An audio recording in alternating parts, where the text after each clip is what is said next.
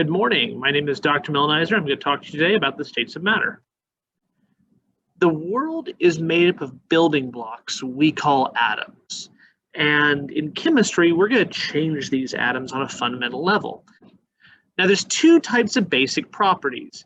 There's extensive and intensive. Extensive properties are depending on how much stuff is there. For example, volume, mass, weight, and the amount of energy, such as temperature or internal energy, that an object has. Intensive properties don't depend on the amount of matter present. They're properties of the matter itself, such as melting point, boiling point, density, and the ability to conduct electricity. Physical properties are properties of material that will not normally change, even with the application of heat or hitting them. They're just the principal qualities of the object. A piece of glass, if it's in a bottle or broken into tiny pieces, is still glass. If I break the glass, it has changed, but it's only changed physically. It's still glass. Physical changes can be reversed. If you've bent or pulled something, you can swoosh it back into shape. If you've shattered something, you can melt it and reform it. Typically, physical changes are things that you can reverse, usually with heat, but it's something that isn't permanent. A chemical property is the properties of the compound based on their formula. And if you do a change here, it's not usually easily reversible.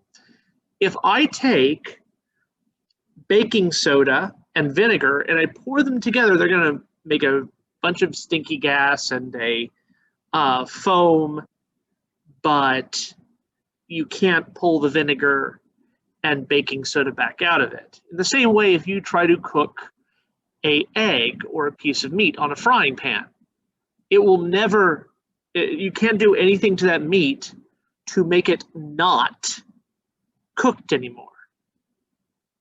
Chemical change changes the intrinsic properties. It involves the chemical reactions breaking and forming of bonds. There are 4 states of matter, and they all have their own distinct characteristics and capabilities. They are solid, liquid, gas, and plasma, and those are in order of least internal energy to most internal energy.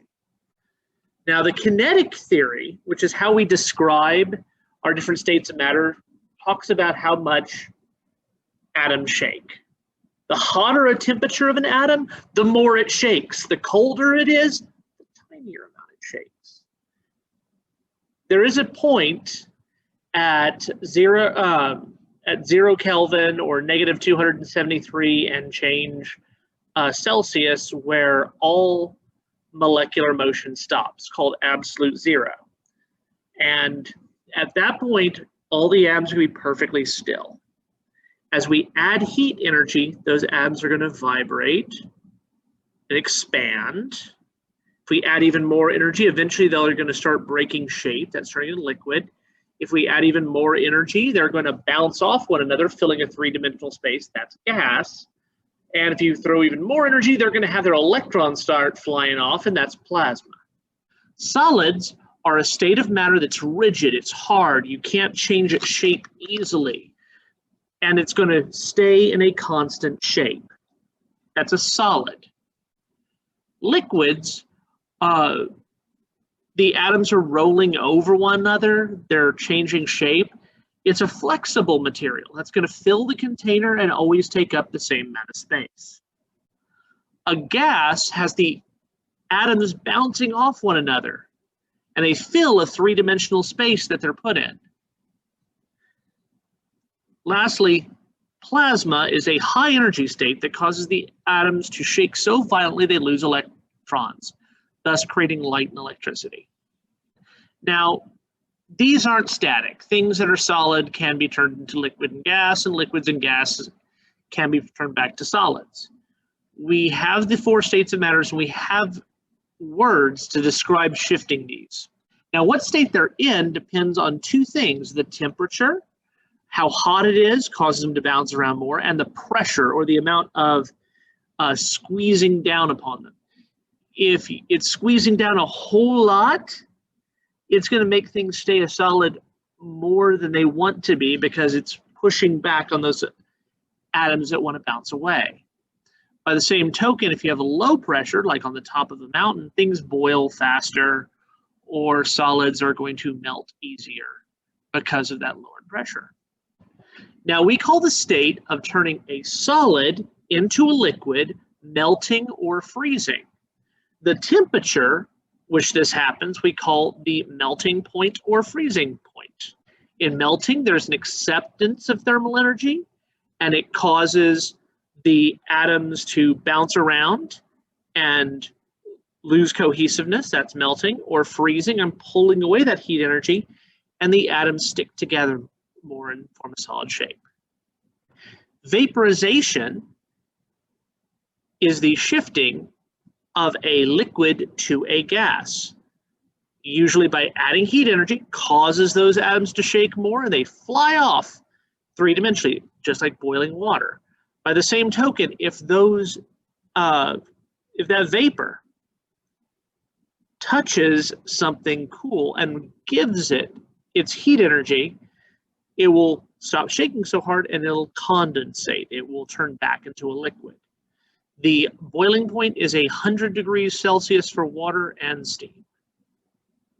Now, sometimes something can change temperature so dramatically that it can go straight from one state to another.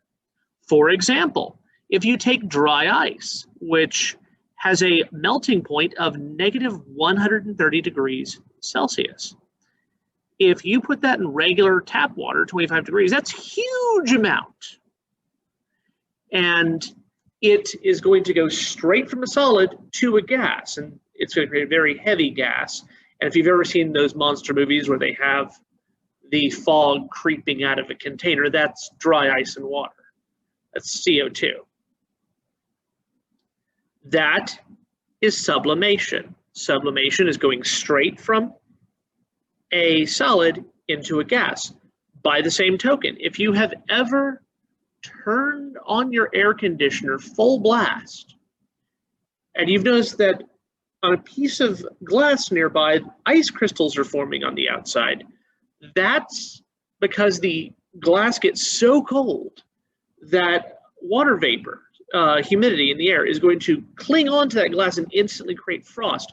It lost all its heat that quick. That is deposition. Lastly, we don't really cover this that much. If you turn a gas into plasma, it's called ionization, and taking plasma and turning it back into a gas is called recombination. There isn't really a straight jump to this point because it takes so much energy to do, but those are the terms for plasma and gas. If you have any questions, here are emails. Thank you very much for your attention today.